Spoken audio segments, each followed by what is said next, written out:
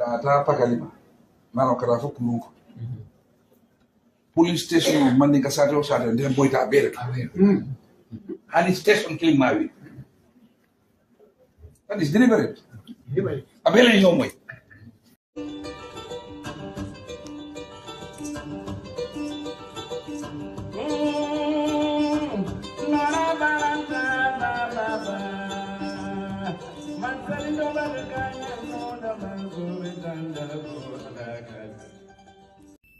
Ya, assalamu alaikum badimolo namo be kontan wato nal kontan wala e anal badem mala Suleiman Cham na Kunkujang UDP Political Bureau YouTube channel mo be follow kan sen like ya subscribe ya share bi alhamdulillah na min shada wala mon na right party leader right honorable Usainu Dabo na party leader United Democratic Party.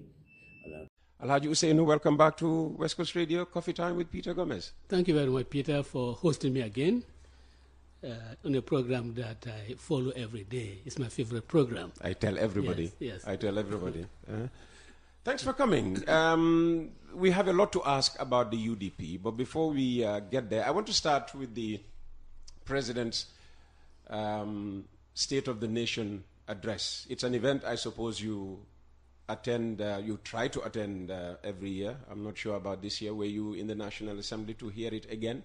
Oh, yes. I attended. I honored the invitation that was extended to me to attend. After all, this is a national event. It is, it's not a party political event, but it's an event. So I was there because my stand is always that, if I occupy that office, I would like to see my colleagues on the political terrain attend such an occasion. So I should not really keep away from national events. I don't get myself absent from it. You're being very modest. You're saying, if I occupy, I know your lieutenants who insist when you occupy. Well, certainly. Yeah. And how do you react? Earlier on, we heard from Mai Ahmed Fati, we heard from Bakari Baji, and we also heard from one of your own MPs, Fatmata Cham. What's your, what's your reaction to the State of the Nation address, the SONA? Well, it was certainly a checklist of a propaganda agenda. This, I can see that, he is starting a campaign for the 2026 presidential elections. The paragraphs, for me, there was a lot of vagueness in some of them, and in fact, some areas that it dealt with, I think, more could have been said what the government intends to do. And one area that concerns me more, or that I'm interested more, is really the area of foreign affairs, foreign policy. And I'm interested in it for the reason that our president is the chairman of the OIC. And in this day, when the world is in turmoil, I think this is the time that he must stand up as chairman of the OIC. Well, didn't he? He called for peace to return to the Middle East. That is really sitting in the Gambia National Assembly and calling for peace to return to the Middle East. As chairman, you ought to do more than that. As chairman, you ought to engage others. And like the world leaders, If this war had broken out when you were still Minister of Foreign Affairs, what would have been your role? If the president had, taken no move as foreign minister, what would you have done? Well, the person really in charge of foreign policy is the president. That is what the Constitution provides for. Okay. The foreign minister is just the senior ambassador. Okay. So it would be. I would urge him. I would advise him that what steps we should take. I would ask him. So when people apportion blame to Dr. Momodou Tangara, they are targeting the wrong person. Well, in my view, they are targeting the wrong person, because Tangara is certainly the most senior ambassador. Yeah. If I were in his position, first place, as chairman of the OIC, I would get the African group, the AU, to really partner with me in seeking for solution, not only to the Iran-Israel thing. In fact, the Iran-Israel thing could probably have been averted. We would make sure that the Gaza issue is handled.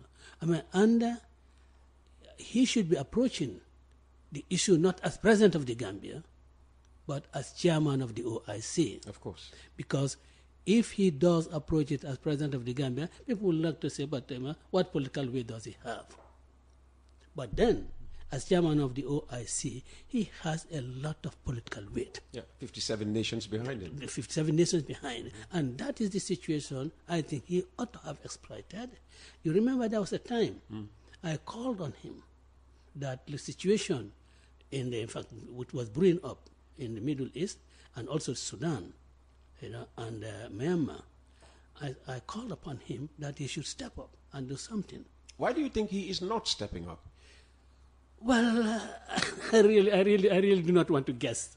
I really do not want to guess. But then, the response then coming was that, look, this is a troika.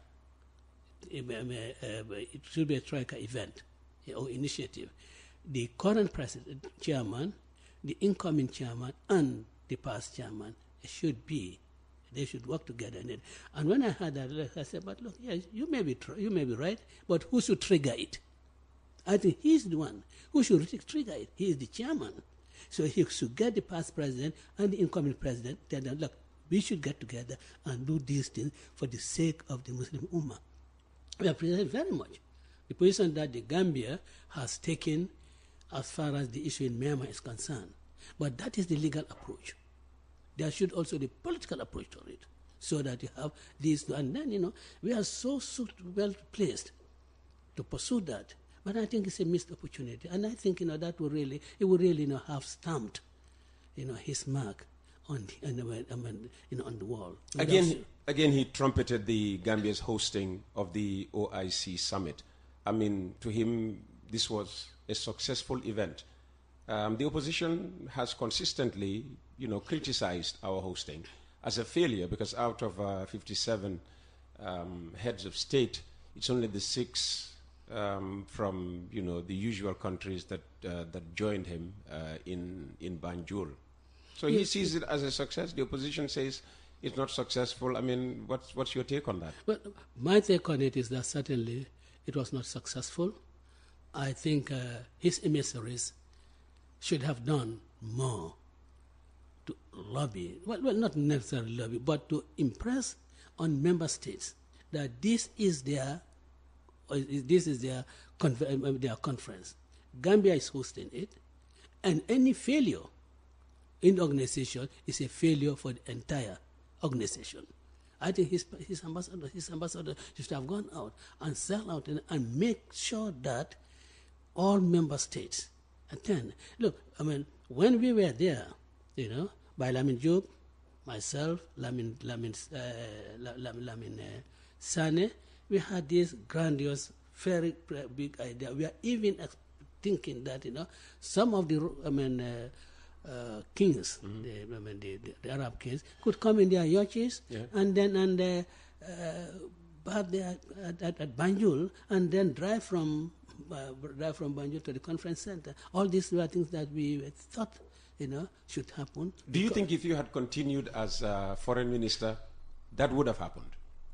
Well, I may not get them to come in their yachts, but certainly would have got them attend, a huge number of them attend. And my particular disappointment was that, even in the sub-region, there was a singular absence of the presidents. Which one? Nigeria was singularly absent. Because when I say singularly absent, I'm not saying that there was no representation. But we expected. Yeah. Tinubu. In fact, we expect all the presidents in the sub-region to attend. In fact, all the presidents in Africa to attend, because Gambia, as the African country, because this is rotation, so it happened Africa's tongue. Gambia was really hosting this. So for me, it wasn't a success. And there was an side event organized. I think, that is the business. I think the investment forum. Yeah. That was organized, a side event. I thought that was good, but then how much results did you have from it, particularly for the Gambia? Because it was just not enough to organize an investment forum, but to organize it with an objective of getting investors into your country. Have we done a lot to sell the Gambia to those who attended that investment forum? I think, if I have said that even before I left, that look, we have to really try to redefine the objectives of the OIC. It should not just be, a meeting of Islamic states, come pass a resolution on Palestine, condemn what is happening in the Middle East, and then we disperse. It should be more than that. We should also look at the economic and social conditions of the member states. We should really be in a position, to convince our Arab-rich brothers that instead of investing all these $1 million, $billion in France, in America, in UK, in Europe, why don't you bring it to the countries where you have a larger Muslim population so that they can also grow? We want to tell them that, let us assist each other so that we stop being beggars. That has been, these are ideas that, I just toy with Lamisan and that, these are things that we should discuss, and so that we could have a topic design a topic that will be the main theme. We should suggest it to the organization. That should be the main theme of the conference. Okay. Because you want. So, as host country, you can, decide the agenda. Well, we should be, because as host country, we should tell them that look, can we really discuss this? Let's go back to the SONA. What other areas, do you have an opinion on or opinions on? Fatmata Cham spoke about women. Bakari Baji spoke about electricity. Fatmata also spoke about electricity. Well, yes. Well, of course, electricity. We see poles being erected all over the country, with wires, and I know that in some places they have gone to dump meters on them, and in some cases they say free. And we know, of course, we know what all that means, because what does that all mean? I don't think. Well, it's an incentive for it's incentive really for the 2026 presidential elections. Well, erect your own polls. Unfortunately, we do not control the polls. If we were controlling the polls, we would have applied those resources in a more meaningful manner that will impact positively on the lives of the people. But look, Peter, how can you give meters to people free when NAWEC is in such a dire situation? Because NAWEC must have spent money in acquiring those meters. Well, they tell us that these are World Bank funded. There's a project precisely for that. Look, World Bank funded. World Bank doesn't give to say, look, give to people free. World Bank would do that for food and so forth. But after all, NAWEC is supposed to be a profit-making organization. Yes. So World Bank will give them those meters to put it on the market so that they could really build up their profits, so that they do not have to source for local funds to do that. So for me, it's just that's just an excuse that World Bank gave us this. After all, don't we get free rice from Japan? Yet we sell them. Sell them. Yeah. So really, it's just propaganda. But what is more, at least last week, I have been experiencing power outages. Been experiencing. Everybody has. So what is all this pump about electricity all over the country? 90%. By the end of this year, 90% coverage. Well, I think it is quite easy for politicians to make promises, and especially when the person who is making the promise, there is no opportunity for the listener to really engage him on the spot. So you can make any promises and walk away. Is that what you think Barrow did on Thursday? Well, absolutely. But how many times have been having promises about that electricity problem in this country will be resolved forever? How many times have you had that promise? At first, from Gambia? At first, the universal access should have been, attained in 2025. Now it's what, 2027? Well, yes, 2027. Because when the promise was made, there was really no concrete plan. This was just things coming off their heads. Well, they actually had an electricity roadmap. You can have a roadmap. I remember when I was cabinet, Fafa Sanyang, did design. Exactly, he was the minister at the time. Yes, did design. I do remember that did design a roadmap, But that roadmap, have you followed it? Because if you had followed that roadmap by now, we wouldn't have been bothered about the withdrawal of car power. This would have been we wouldn't have been bothered with the Senelec issues. But because the roadmap was not followed, probably the technicians designed it properly and with an objective of achieving a good result. But then when it came to implementation, things didn't materialize. Gambia's Achilles heel, implementation. Implementation, yeah. Of course, after I listened to the address, I was going to say, when the president came to shake my hand, I was going to say, Adama road infrastructure. but that would have been a humor. But then I cannot do it with the people. Yeah, and then the media would pick it up and blow it out of proportion. Out of proportion. So when you shook hands, what was the exchange like? No, of course. What is usual among Gambians, exchange pleasantries. How is your family? We're all doing fine. So, those sort of exchanges, and. What really baffled me was why the cameras were so interested. Well, these are the two most powerful politicians in the country. No, but for them, I believe, it was for some other reason. Yeah. For some other reason, which I think we should. They were looking for a slip of the tongue. I think we should really be looking to things that are more substantive, more beneficial, But then me shaking hands with Barrow, you have all over in the social media. Well, you should expect that everywhere the two of you, meet. Yes. So okay, but agriculture, Peter. Yes. You see, all these monies that have been spent on the road infrastructure. If you take 3/4 of that and inject it in agriculture, we would by now have been near food self-sufficiency.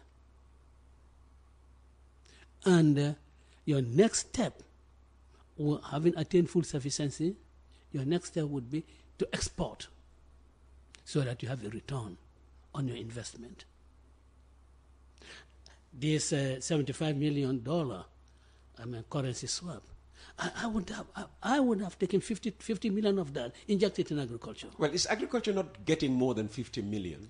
But you need more. Because for it to be food self-sufficient, we need to invest more in agriculture. And when I say more in agriculture, I just don't mean that you have the department, of agriculture, but then help the farmers. Let the funds be available to the farmers. Well, they are giving subsidized fertilizer. They are giving seeds at the commencement of every agricultural season and all of that. That is helping, isn't it? But what quality of seeds? Fertilizer, they say they're subsidized. Well, we've seen our neighbors who have given fertilizer free. Why can't we do that? If that $50 million that I'm talking about, if you use part of that to give free fertilizer to the farming community, you would have done a lot for them. But again, you see, these priorities, just they said, as the going saying goes, seeing is believing. They say people see the road. But the time it takes for Gambia to graduate from, rice importer, it will take time. No one will see that. Okay. So you cannot use that as a propaganda tool. Mm-hmm. But economists also tell us that, road networks, infrastructure, investing in them has, direct benefits on the economy. I agree. No one can argue against that, But, there's a proverb. I had a Mandinka proverb from one of my... You can say it in Mandinka. Now we are very flexible when it comes to language. Well, when I saw Seku and Taf, when they come here, they speak here. Kemis Njame, he made a profound statement one time. He said, look, silo mukonola toileti. That is to say, you have to have enough food before you concentrate on roads. Of course. So that is why we say we are not in any way downplaying the fact that you need roads and good roads too. But we are saying that feed the people first, because you have roads that cannot be used when people are hungry. They're starving. What's a good road to him? What's the use of a good road to him? But no one is downplaying it. And we want to say that we should encourage. That is why I said that from that $75 million, I would take 50 million and put it in agriculture, and the 25 million in road projects. Yeah. Given, your thoughts and the thoughts of, people like Fatmata Cham and Bakari Baji on the State of the Nation address, is it time, the National Assembly made SONAs something of a scorecard? The president coming and reporting on levels of implementation, achievements of promises made, in the last SONA. For instance, this thing about electricity. We could come back, next year, and he is still saying, we will attain such and such and such and such. It was delayed because everybody, can point to... Of course. Yeah. Supply chain. Everybody talks about supply, especially the Gambia being a consumer, country. Everything we consume, we bring from outside. So you can always blame, supply chain, especially vis-a-vis, some of the geographical and, geopolitical developments on a daily basis. This war in Iran, we do not know how it will impact,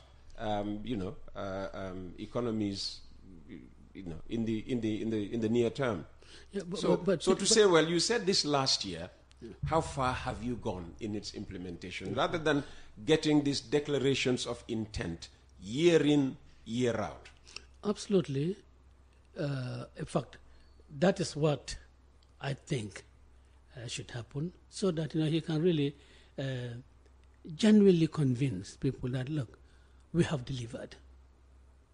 Yeah, have delivered. But then when it's all declarations, solemn declarations, without implementation, it's really not doing good for the country, because the impact of your policy is really not being. The impact of your policy is really not being shown to the people, because the SONA, in fact, should address government policies on the conditions of the state. Yeah, that is what it should. And they do not just make your scorecard. You don't just go say 90%, but also what policy. Well, if you've done 90%, it's okay. It's okay to reflect 90%. Yeah, it's 90%. Then, what other policy matters do you wish to bring up to facilitate an accelerated achievement of the remaining 10%? And it should be that way. Because, it is the policies, implementation of the policies, or the designing of the policies that will really lead you to doing what you are doing. Let's talk about UDP, which is why you are here.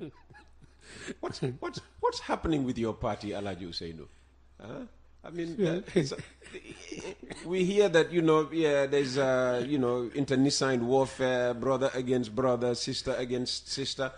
The center doesn't seem to be holding anymore. Well, Peter, if the center doesn't hold, then things will fall apart. Exactly. Well, you see where I'm going. That's why it's good to go to St. Augustine's High School. Yeah. But Peter, let me say this. I think people have been saying that UDP, there's fratricidal war. In fact, they use war. Fratricidal war, internecine, I mean, UDP is rifted, is torn apart. Well, those are perceptions and, of course, opinions. Perceptions, not reality. Not reality. But, Peter, I am really happy that Gambian people are focusing on UDP. They are showing their concerns about this domestic squabble. I'll call it domestic squabble. That has taken within the party. They are concerned about it. That because UDP is their hope. So they do not want to see their hope shattered. That is why you have this. Who is talking about? Keba Mahdi and others. Nobody's. Well, they are being talked about now. No.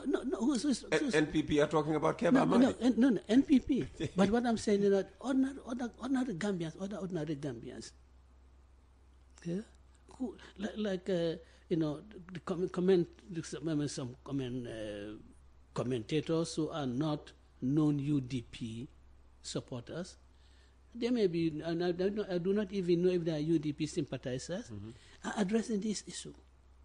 They are addressing this issue because they are Gambians and they are concerned that their hope for to have Gambia salvaged is UDP. UDP is the vehicle through which this can be done. And they do not want to have their hopes shattered. Yesterday I watched Facebook, I don't know whether it was live or recorded, but my wife showed it to me. And this gentleman was lamenting, look, I have never voted for UDP, but really, the hope is for Gambia's hope is on UDP. So we want UDP to put the house in order so that our country can be redeemed from the current inefficient government. He claimed that he's not a UDP. So what I'm saying is that all these comments, for me, I'm very grateful to the Gambians who are making it. And it also tells me, as leader of the UDP, what I must do and what I must not do. So for me, I appreciate those criticisms, I appreciate those concerns. And I hope that we'll continue to have as many such views. Some people might think that they're negatives. No, for me they're not negative. For me it enriches my ability to really make informed decisions. And I hope I can have as many of these, or read as many of these as possible, or even reaching out to me personally. Because let me say that I think I am the most accessible politician in this country. Well, to me you are. Yes, every time I call you, you pay. So. Let's start with your must-dos. What must you do now in the wake of what you call, the squabbles? Well, what I must do now is to ensure that there are no domestic, I'll call them domestic, there are no domestic squabbles. In public? Even internally. Okay. Even internally. That would be a great achievement. Even internally. Because containing for it not to be public, you're really failing because you never know when some loose cannon can really do something that you think ought to have been done internally. So making sure that these domestic squabbles, they do not even take place internally. We must agree that we can disagree on principles. As I have said, each and every member of the United Democratic Party who feels that you are capable to be the leader of the party or to be a flag bearer, I mean, you should. And I want, if I were not leader of the United Democratic Party and I belong to this party, I would one day want to be its leader. Because that is, for me, is the greatest badge of honor. So it's okay to aspire to leadership. It's okay to aspire to leadership. What is not okay is really to undermine each other. After all, we see in other countries, people vie for leadership of the parties. Yeah. People vie for position of the party. Once a leader is elected, everyone. In England, we had the story of the Miliband's. The two brothers. Yes. Two brothers. You know, in Africa here, such thing happening, or they will say, wow, need how many band for someone need like you know? Yeah. But because they defend principles, they all have a vision for Labour Party which is different. So really, it's acceptable. And in the Gambia here, it has happened too. Who and who? In Gambian history, has happened too. There's late Omar Toure, he's deceased. He contested against his brother, Sadio Toure, in Same district. Okay. And it was, some people thought that was, in our Gambian context, it was unacceptable.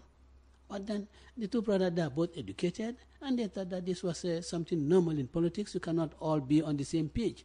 And that, I say, we can have people in the UDP who aspire to become leaders of this party. And of course, for you to be leader of the party, you have to show the qualities. You have to really say, is it prepare? Maybe prepare yourself, or you must be doing things that will really make people start pointing fingers at you, or start to think like, look, we should really have this lady or this gentleman in mind. And Peter, I can tell you, there are hundreds of such capable and men and women of character in the United Democratic Party. But only one can succeed you. Only one can succeed. And then the process of succession, I mean, a lot of people would say should have started, some time ago. I mean, okay, we might all want, person A to continue leading the party, but as we say, nobody is immortal. Long may you live, but, there will come a day when the party has to move on the new leadership. Certainly. That is why you have where is succession on your agenda? That is why you have a lot of young people in the national executive of the party. That is why you have a lot of young people in the leadership of our councils in the National Assembly. You cannot, or I don't think it will be right for me as a leader to say, let's start saying that, look, Peter, I think Peter should succeed me. I don't think that will be right. Who should do that? The executive? The executive should do that. Well, the Congress. Okay. The Congress should do that. And I think it will also not be right for me to try and influence the decision of the Congress to say that this is my favorite. I cannot, and I should not do that. Well, I certainly admire all my young, I call them my sons and daughters. I have great admiration for them, for their ability, for their integrity, for their patriotism, and their love of the party. No, each and every one young person in our party believes in UDP. And they are all out to push the agenda of the United Democratic Party and nothing else. So you have that big pool from which you can select a leader. And of course, when the time comes, it will happen. Peter, I've said that, I will leave the United Democratic. I came into the United Democratic Party leader with grace. And inshallah, I will live with grace. And I wouldn't give a 6 months notice. I should give at least 2 years notice, so that those who really want to succeed me, can start doing their things, and whatever small domestic squabbles you have can be settled before you reach the day of selection. Well, for the overly ambitious young ones, 2 years will be a long time, because 2 years will be past the 2026 elections. But let me just ask about, as a father, your relationship with your offspring. We have heard Rohi Malik Low make statements. We've now had this brotherly, if you want to put it that way, exchange between Chairman Yankuba Dabo in Brikama and Mayor Bensouda in KM. What's your relationship like with your daughter, Rohi Malik Low? My relationship with all of them, with all three of them. Let's take one at a time, because we have heard Rohi Malik Low publicly complain that she felt at some point she wasn't getting the support from the party that she deserved. The party would even, put out statements about other issues, but not about her achievements, and even maybe the way she was being treated by central government. Well, my relationship with Rohi Malik Low, I think is very good. I know the statement she has made. She has regretted it. Oh, she has? She has regretted it. She called you to apologize or what? She wished she has never made such a statement. You see, Peter, I'll not be here to tell you that, when Peter complains to me, this is what I do or this is what I have done. I do not think that is the right thing. If anything is done, or if nothing is done, would be seen in how the person complained about has comported himself or herself since then. For me to come here and say, look, Peter, this is what I have done with this particular issue, this is what I have done with that particular issue, is really to be engaging Rohi in absentia, and then, telling people things, that, Well, she engaged you in absentia when she was on on mainstream media talking about the party. You see, we are both levels, but our level of leaderships are not the same. So I should certainly not do that. Okay. I know that what Yankuba also has probably regretted what he has said, and he wished he had never said those things. That I know that. Well, he should come out in public and say, "Well, I wish that I never said those things." Yes, Peter. A lot of things have happened. When people should say publicly, but I have dealt with very sensitive issues. My party members making certain utterances in public, not necessarily about UDP, but about other institutions, and about other people, and I have dealt with them in ways that I think is more effective. Because in the first place, what I tell all of them is that you are aspiring leaders. You are not only aspiring to be leader of the United Democratic Party, but also leader of the Gambian people, president of the Gambian people.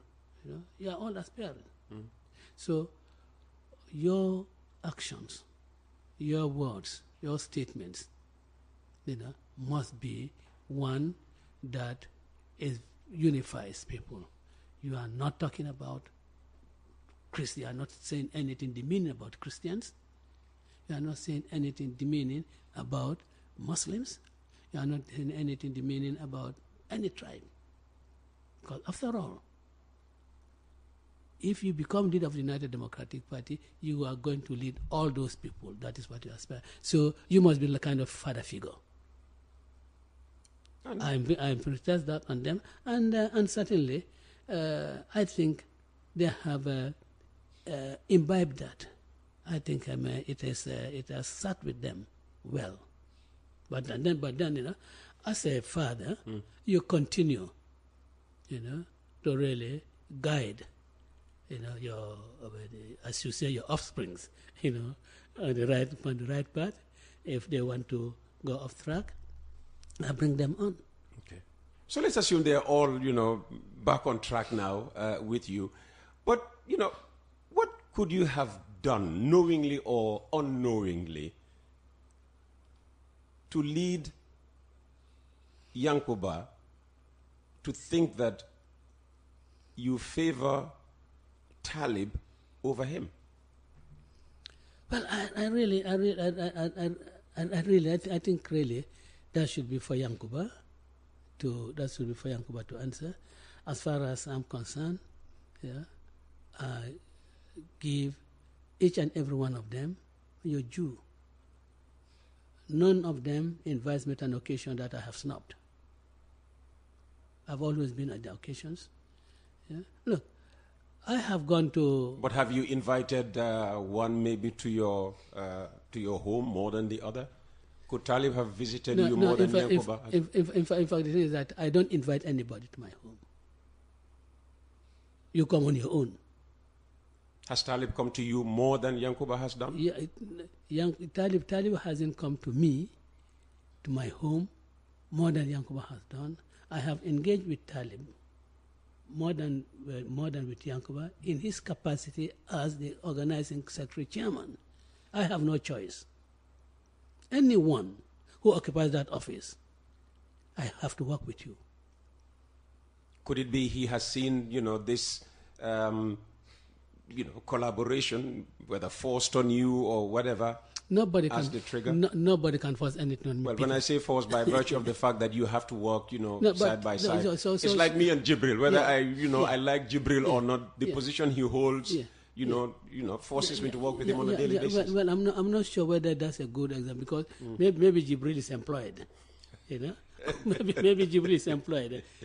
It's paid employment. Talib is also employed to be social secretary. No, Talib is elected by Congress. Oh, okay.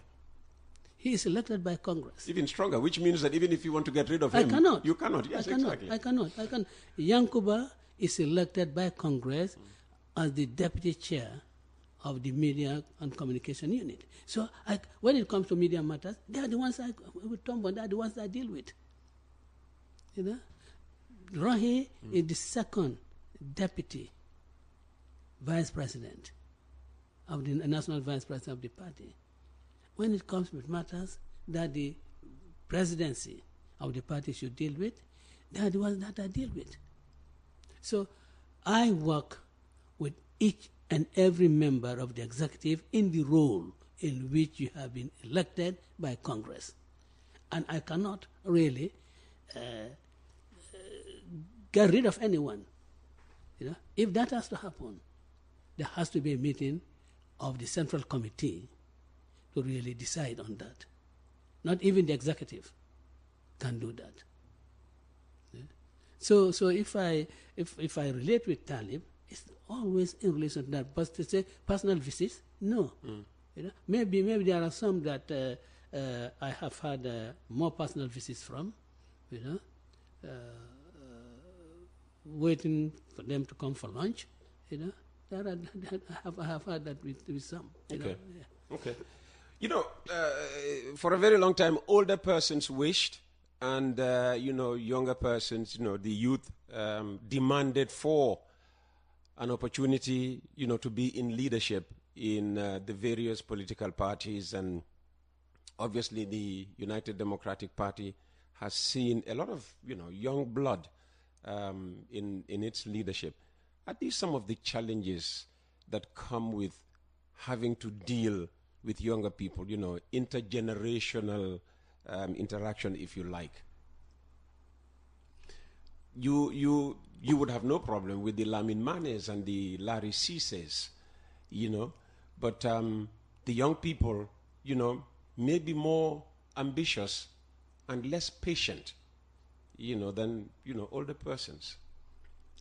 Well, you are right. You are right, but that is why the leader should really make sure that what he tells them and how he behaves towards them would in some way tame their ambitions. Yes, in some way tame their ambitions. Yeah. As I say, I have no problem with any young person wanting to be leader of the United Democratic Party. I have absolutely no problem with it. What I have problem with is how you go about trying to become leader. trying to become a leader. That is not, that's the only thing I have a problem about, And you see, if Yankuba is selected as a leader of the United Democratic Party or flag bearer, and let me make this thing clear. Leadership of the United Democratic, the fact that I'm party leader and secretary general does not entitle me or does not make me automatically the presidential candidate, because I don't have to be. After all, Adama Barrow was selected as presidential candidate for UDP while I was still the party leader. So there has to be that distinction. Holding the position of Secretary General and leader of the party does not automatically... In that case, why did you not allow him to be the flag bearer in 2021? He wasn't threatening your position as leader. He only wanted to be the flag bearer of the party while you continued with leadership of the UDP. Well, that's another story for another day. Well, we won't get to here that easily. So let's treat that question now. Well, I think he started it from the wrong footing. When you start saying anyone who wants to be president or presidential candidate, that's a coup d'etat. That in the United States, the presidents are always the flag bearer for their parties. But you have forgotten the fact that you have resigned from that party. So you are not a member of that party. So you cannot claim association in any way, political with the party. You have resigned, you are an independent candidate. Had he not written to reapply for membership? He has not written. Oh. He has not written to apply. I know some people really wanted him to reapply. Why didn't he? I don't know. And you know one of those people, who? I wouldn't mention his name, is one of them that has been expelled, among the 4 people that has been expelled. Kebalang? No, I wouldn't mention the name. Could be Kebalang. No, Kebalang is the deputy speaker. No, Kebala is a nominated member, rather. Kebala is you are talking of Keba Madi. Keba Madi. Yeah, no, I certainly wouldn't mention the name. But one of them had written in those days to say that allow Barrow to apply to return to the UDP. It was probably discussed with him, but he never did. But then he goes out to say that, look, if anyone wants to run as president against me, that is coup d'etat. In the United States, presidents are renominated. I said, but you are wrong. After all, Jimmy Carter, Ted Kennedy was run against Jimmy Carter. Lyndon B. Johnson before he stepped down, people are run against him. So those people in America, who were there, they do not understand, how American politics really works. They think that always it is the president that comes in as the nominee of his party. Yeah? But that is it. If he had done things in the right way, we could have done. But then that's okay. Yeah? And I think that is good for the country. So you have this outburst from Yankuba Dabo, and then you came out with a statement reaffirming your intention to seek nomination to run in 2026. Is that effectively saying everybody else should, back off? That I will be the UDP flag bearer again in 2026? No, it's not. It's not. Because if you read the entire statement, we cannot just pick out that to say that's probably getting people. The entire statement, we still encourage people. We said that it's open. And I wish that when UDP invites applications, and that just shows you that the being leader does not automatically are there. If UDP opens up invitations for leadership of the party, I wish other people can apply. I wish they can apply. Yes. This is your opportunity, to answer this question on the radio, but I understand, in the immediate aftermath of your statement, your house got flooded, with people who came, to show solidarity with you, their support.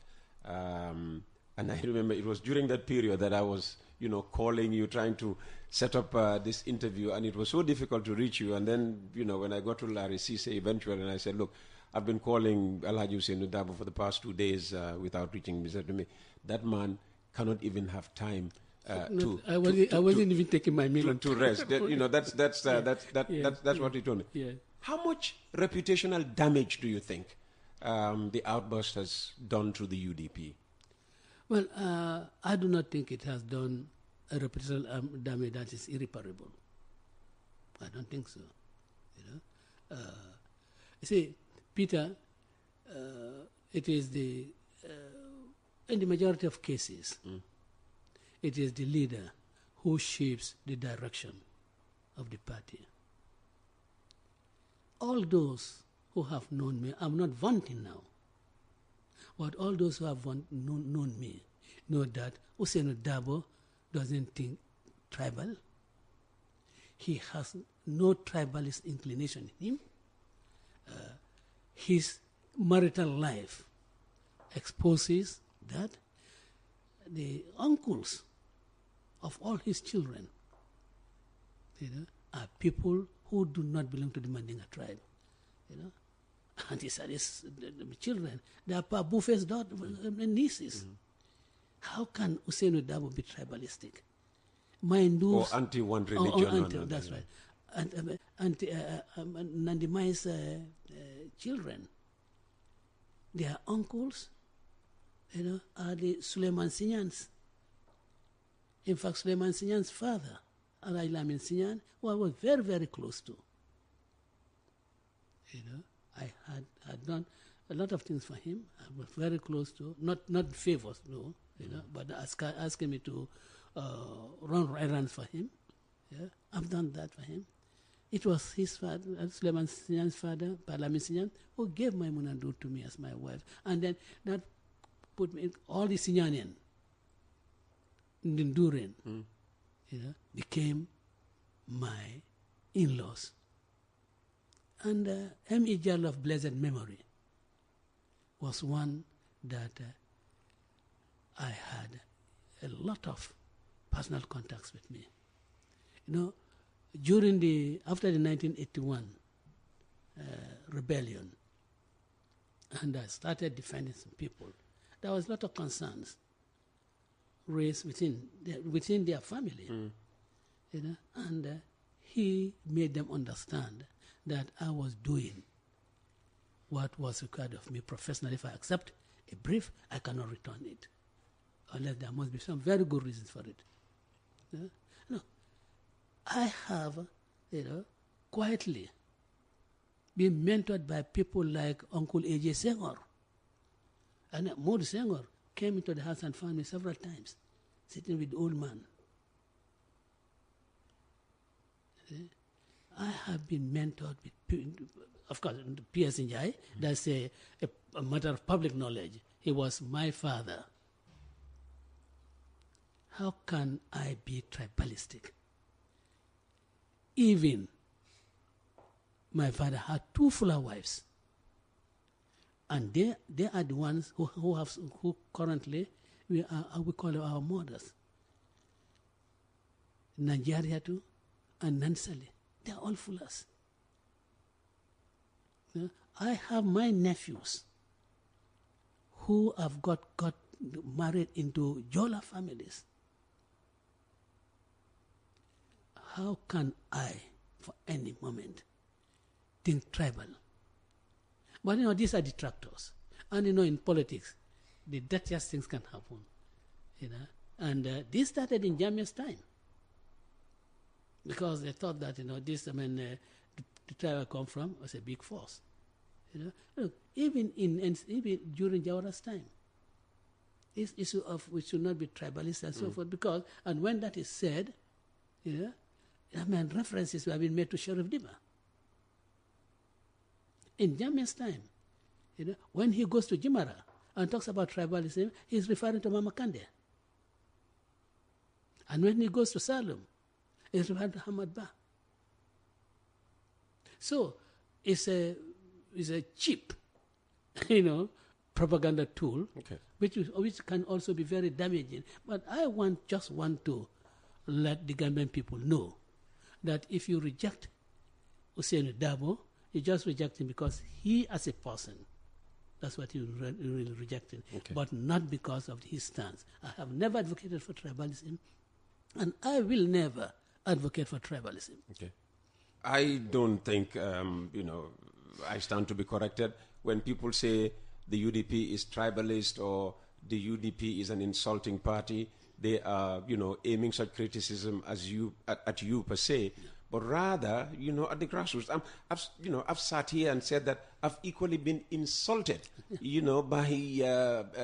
NPP as well as UDP people, but not the people at the top. I don't have any problem with NPP people at the top. Neither do I have problems with yourself, and your executive members.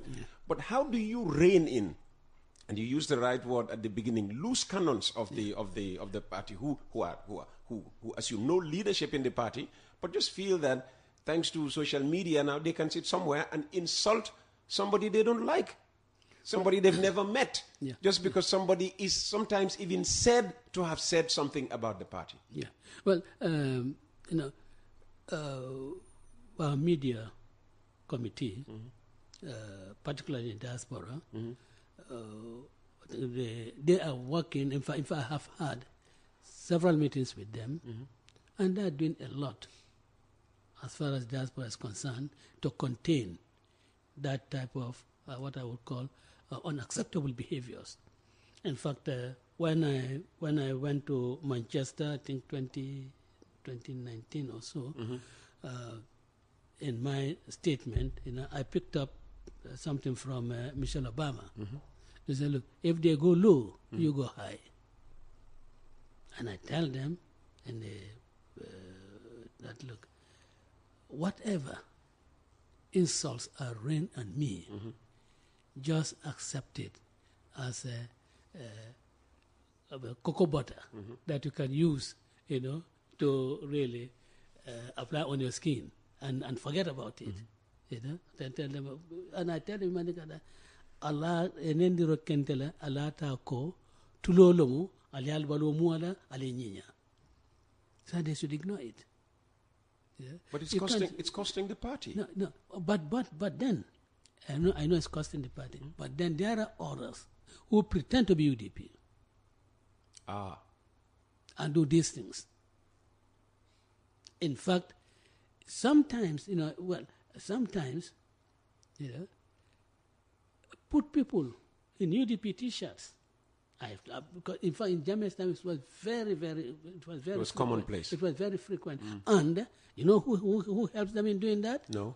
The state agents, service agencies. They done the notorious NIA and now SISS. Really? Oh yes.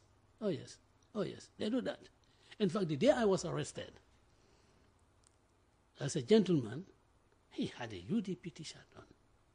He came into the my day you house. were arrested by Jame. Jame, yeah. Came to the beginning of events that led eventually to his downfall. To his downfall, yes. This gentleman, when I was giving the press conference, he came there. I was saying, we cannot accept this. Mr. W, you are our leader, this and that, So do you think that practice still continues? Some of these people who are insulting are actually agents planted by the SIS? Agents planted. Agents, if not by the SIS, but by the party. Which party? NPP. Oh. NPP. Yes, NPP. Yeah. And this gentleman, the police arrested him. Because the police didn't know, the PIU didn't know what his role was. Yeah. And in fact, he sustained injuries on his head.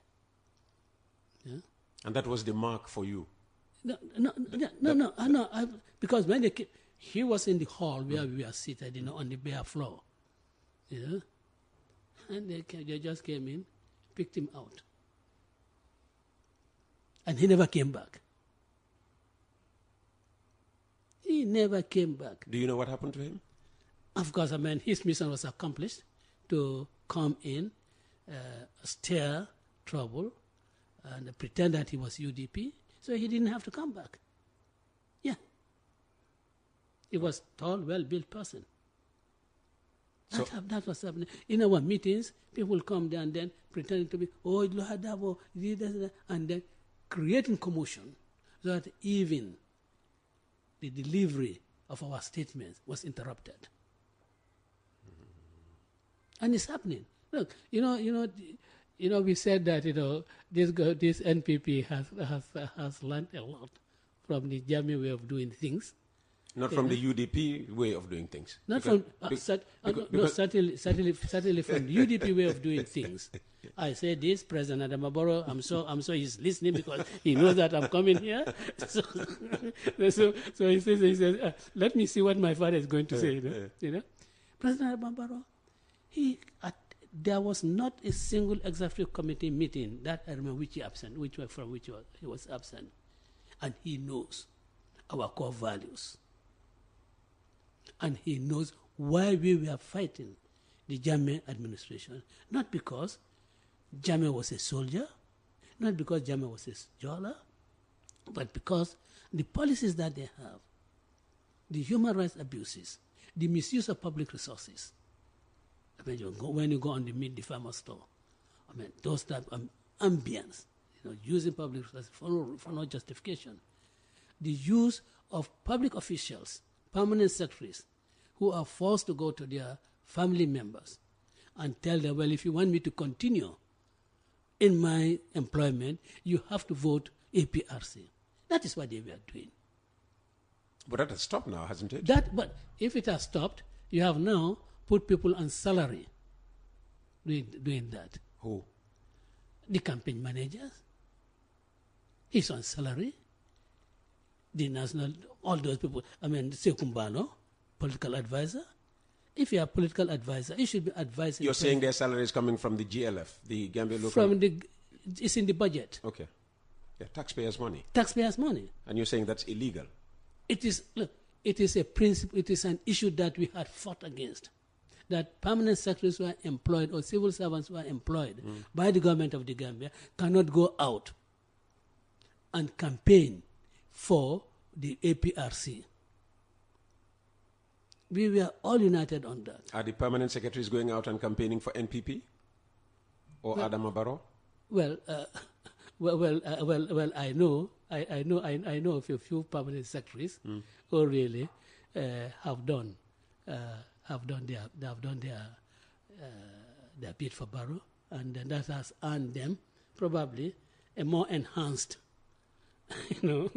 positions. How unfortunate. In the But the question service. before this was, is it illegal that the advisors to the president, including the campaign manager, are paid by the Gambian taxpayer? Well, you see, it may be wrong, but is it illegal? Is what I'm trying to get. Unfortunately, that was not an issue that was taken up for the court to make a pronouncement on that. Okay. Unfortunately, it was not. So then it can't be dismissed as illegal. Yes. Okay. All right. What